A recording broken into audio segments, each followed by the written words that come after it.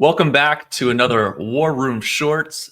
I am Shooter Hunt, Vice President of Scouting at Prep Baseball. Today we are talking about the draft board, most specifically Prep Outfielders. A very intriguing class this year. We went 15 deep in the positional aspect of it, coming out of our top 100 on the draft board. You really got to start right at the top with a guy who's kind of defining value of the year, Connor Griffin, and can be considered shortstop as well. He's ultra athletic, 6'4", 200 pounds, from the state of Mississippi, committed to LSU. It's honestly, we don't get many athletes like this who come through baseball. Can really hoop, actually a good basketball player as well, can run. Everything he does on the field is crisp and polished. Right-handed hitter is one of those, if he's a left-handed hitter, we might be talking about him at 1-1. Shoot, the Guardians might still be talking about him at 1-1. How high is the upside? The ceiling is definitely there. There is big power. There's a chance to hit. I think the hit tool is still coming around. Some guys figuring some stuff out from that aspect. But when you're looking at a guy like Connor Griffin, it's one of those, you just tuck the ticket away and you hope that this guy becomes a perennial all-star. And that's what you're looking at for this top 10 pick type selection out of Connor Griffin, a guy who upclassed from 2025. He and Bryce Rain are really the two guys who have that top 10 potential for this year's class. Moving further down on the list to the next two, Theo Gillan, who has been playing a lot of shortstop at Westlake, the Chaps there in Austin. More of an outfield profile for a guy when you're looking towards the draft. The arm's a little, I shouldn't say a little, it's below average right now, but can really run, really athletic, and swings it from the left side. Before he had some injuries earlier in his high school career, this was a guy who was in the top 5, top 3 in the class with a chance to be the #1 overall player. Electric bat speed. It's going to be a chance to really hit. That power is going to be there. He can run. I think he's only scratching the surface right now with the experience that he's had. But outstanding ball players really pushed him his way up into first round consideration right now. I think a lot of teams are probably keeping it quiet because they want a chance to go out and get a guy like Theo Gillan. And right below him on that tier is PJ Morlando, one of the more physical bats in the class. Big time power from left side, from the state of South Carolina. Yes, he's been walked nonstop this spring. It's been well documented. I want to say he had like 15 or so intentional walks in a row, but that's why the summer was so important. What he did there, showcasing this stuff. A little bit older for the class. He will be beyond 19 on draft day, which could come into play, especially late in that first round into the supplemental. But I'd expect him not to go too far beyond that 40th pick, even if that gets late with the way that bat performs and the power profile. More of a corner outfielder, though. So those are kind of the top 3 in the group. Shifting over to Braylon Payne at number 4. In the end, Braylon Payne could be the #1 guy. It's unteachableness. Left-handed hitter, 80 speed. I think it has a chance to be an 80 defender in center field. He can really go track it. Have not seen a guy defend like this at the high school level since Pete Crow Armstrong back in 2020. Now doing a great job at the Cubs in the big leagues. He was a first rounder of the Mets. High-waisted. It's top speed at second step. He gets out of the box and gets down the line in a hurry, sub 4 times.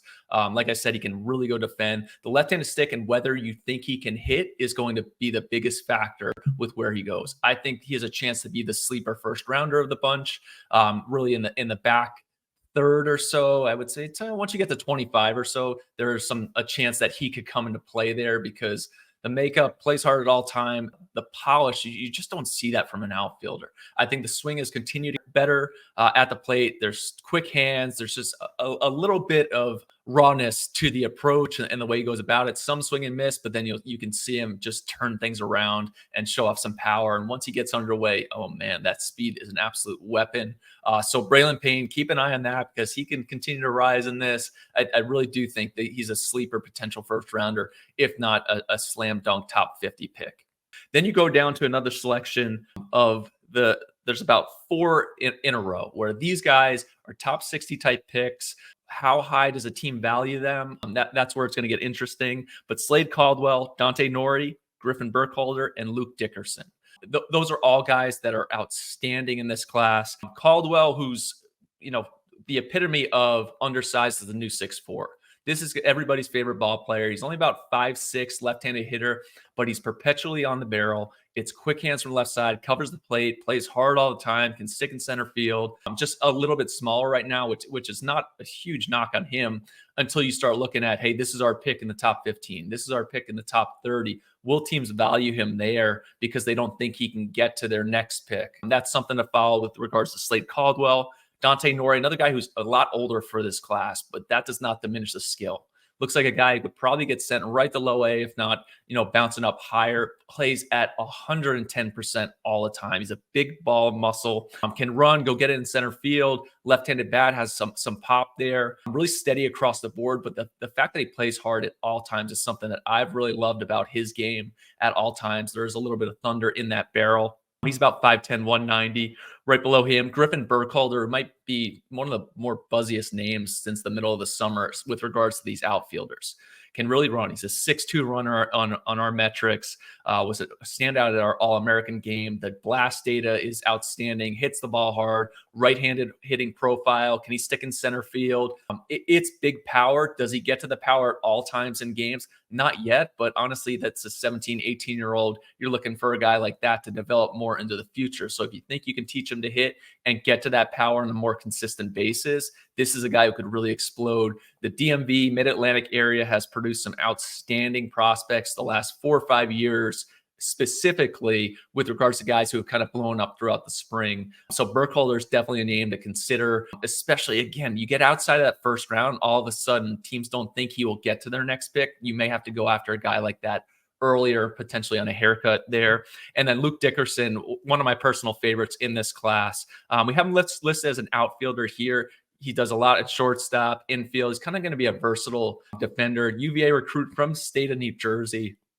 I just love the athleticism of the swing and his decision-making ability, his ability to track as a guy who was a standout on the ice throughout the winter, state champion, scored 30-plus goals, 20-plus assists. So the athleticism there, but also that upside, the fact that he hasn't done as much on the national circuit, but he did do well throughout the summer at some key events. He's an outstanding makeup kid. I love the way he can cover the plate. It's big power. I think it's going to be big power in the end, but a guy who's going to just absolutely drive gap to gap with doubles. He can run. Most likely profiles into that outfield spot, but the versatility where you can send him off in the infield as well is something to follow. Moving away from that layer, there's another layer, kind of gut feel guys, where, hey, we'll see what happens with the draft this year, but we think that these guys have a chance to continue after this, developing their game. So Ty Head, Derek Curriel, and Garrett Schull. So those are 3 guys coming at you right here. Ty Head, Florida left-handed hitter, center fielder, can absolutely ball, plays hard at all times. Another guy, but he plays with a ton of fluidity. Chance to stick in center. It's more the bat. The impact ability of that left-handed stick is something to follow. Can spray it around. Another guy who tracks well, has good splits with strikeouts to walk. NC State recruit. Chance that he goes there. That's where we're kind of betting on the chance to go off.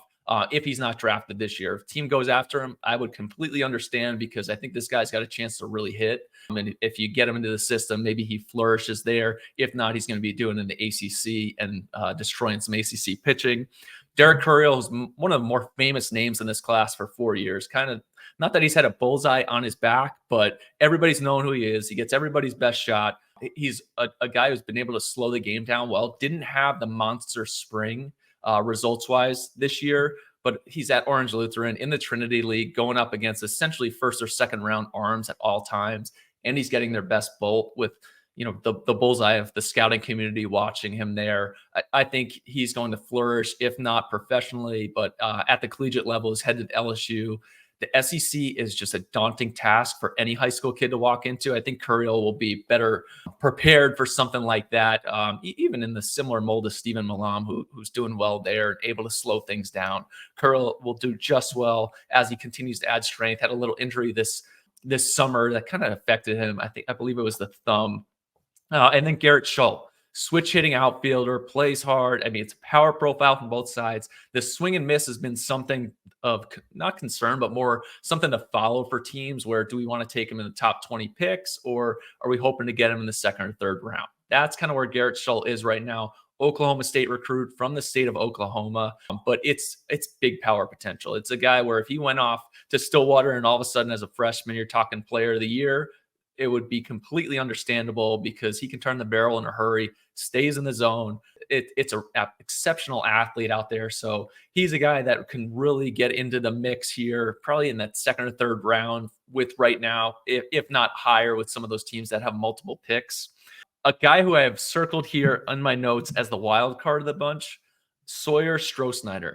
He's a Dallas area kid, pitcher, hitter, just kind of a freak athlete. Made the ballpark seem really small this summer at USD, where he's putting a lot of co-eds in danger out in right field, if you know what that field looks like with the dormitories. Quick hands, there's electricity. The polish is the one thing, like, hey, he's not fully polished yet, but it's gotten out much better. And you just pay for that stuff. He's got that ceiling and that high upside where, hey, this is electric factory that we don't have the ability to develop.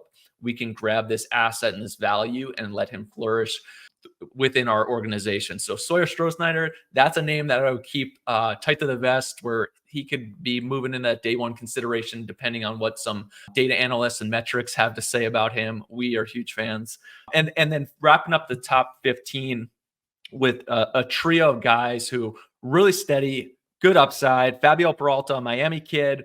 Jay Souza is from Hawaii. And then Titus Sissel is a monster Super 60 standout for us from the state of Missouri. Those three right there are guys where I think Fabio probably has the best chance of the three to go higher, just because Miami's so many looks. He's performed well in the national stage, slows things down.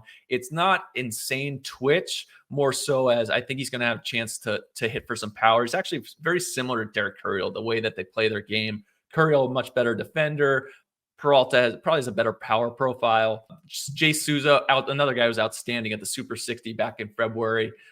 I think the Hawaiian coming to the mainland, teams who have gotten out there and had a chance to see him might have tons of interest, because I was blown away by what he did in Chicago. The makeup, the way he plays hard all time, the speed, chance to stick in center field. He can throw. There might be some 5-tool potential from him. I do think the power is going to continue to grow as it does for most of these young guys. And then Titus Sissel, switch hitter.